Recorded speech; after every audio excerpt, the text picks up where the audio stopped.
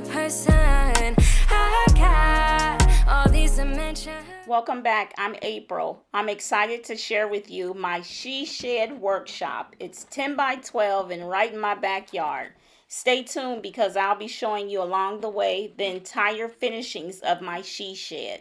She Shed was a Mother's Day gift. I'm truly grateful. This means so much to me, being able to have my own space to create all my projects in one place.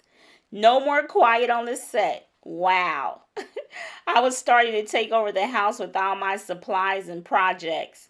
I believe that I got evicted from the house. I can't prove it, but I'm leaving in style. Thanks for watching and see you in my next video.